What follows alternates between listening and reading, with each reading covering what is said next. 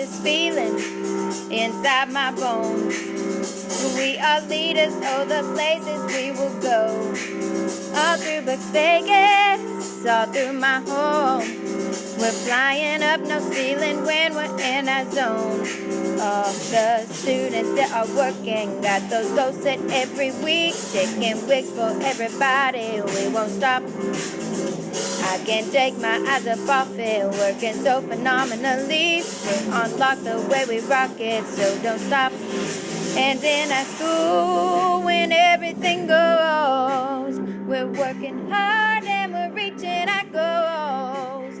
When we lead, well, you already know. I recently had the opportunity to be a student for the day. I ended up shadowing a 5th grade student, and basically what that means is everything that she did, I had to do. I went to all of her classes with her. I had to eat lunch with her. I had to go to recess with her. When she went to the bathroom, I had to go to the bathroom. So pretty much I had to do everything she had to do. I want to take a few minutes to reflect on shadowing students.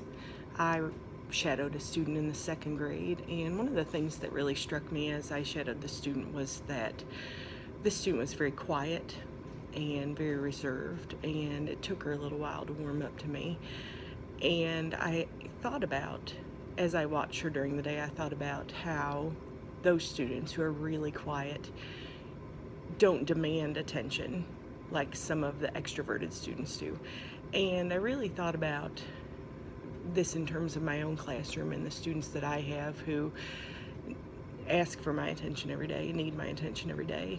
And it really put that in perspective that I actually need to, and we as a group of teachers need to, look at those students who are very quiet and very introverted, very reserved, and pull them out of that shell a little bit. Make it a point to speak to them every day, make it a point to try to talk to them and get them actively involved in the conversation, because I think from what I have noticed over the years and what I saw during my shadowing experience was that these students tend to stay in the background unless we as teachers pull them in to the group. So I'd really plan to spend a lot of time working on that in my own classroom.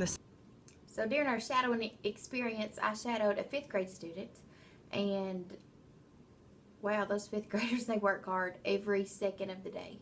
And some of my biggest takeaways were probably that by lunchtime, with lunch being after 12, I was starving to death.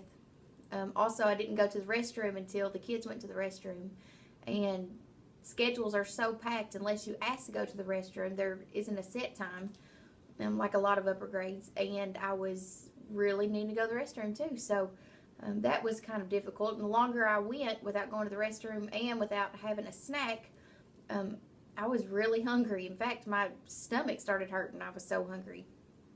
And so I would think that probably a lot of our kids feel the same way too.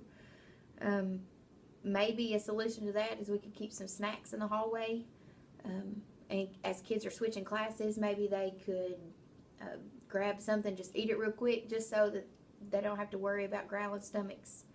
At first, I was a little optimistic about this whole experience. I thought, am I really going to get anything out of this? I was a student once, but honestly, it was a very big eye-opening experience for me. I'm a first-year teacher, so one of the first things that really stood out to me was how much the students' focus was at its peak in the morning, and then as the day went on, that focus started to diminish. And basically after lunch, she was done. Her lack of focus was gone. Her organization was complete opposite of what it was in the morning. Her handwriting was even worse. I mean, she just was done. So as a first-year teacher, it's really opened my eyes to think about my instruction, and especially after lunch. I think it really needs to be engaging and interactive and hands-on. The second thing that I wanted to talk about through this shadowing experience was the amount of teacher talk versus the amount of student ownership of their work. As I reflect on my own teaching and the teaching of people I have observed over the years and my shadowing experience, I've noticed that teachers talk a lot. And we tend to want to over-explain things to students, and I do that. I notice that we all tend to do that. We want to make sure that the students get it. And research says that students remember that usually the first and the last thing that we say, and everything in between is kind of forgotten.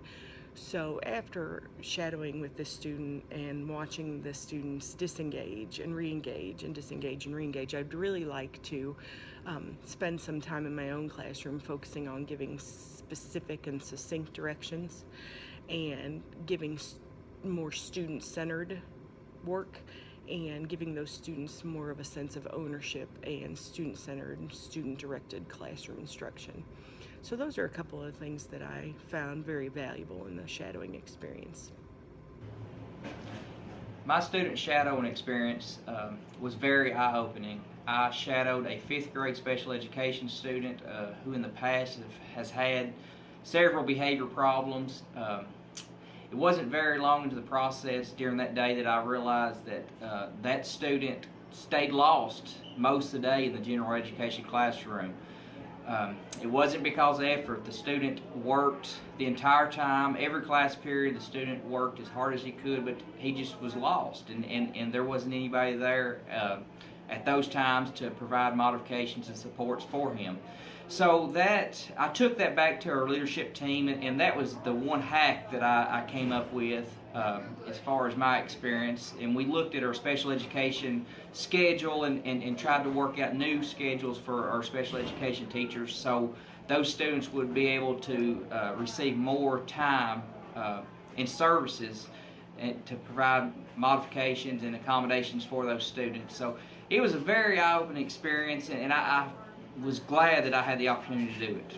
Teachers teach their hearts out. I mean, every second of every class, they are going at it 100 miles an hour. And the kids, they're using every minute too. It's pretty intense throughout the entire day. I mean, even after lunch, there is no wasted time. And for a student who struggles, if I had been a struggling student, I would get frustrated more easily, I think, just with some of the tasks, because the higher order tasks, they're there, and it was difficult.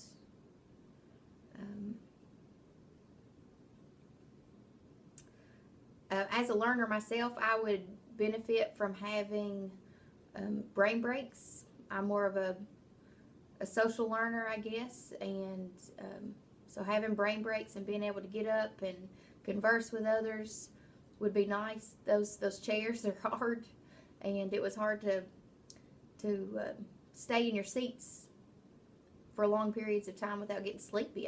After lunch, I got really sleepy.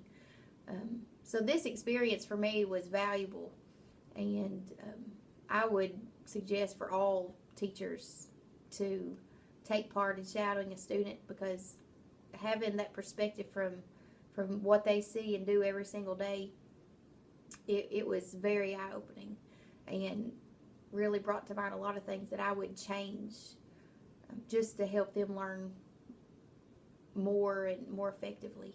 So it was a great experience.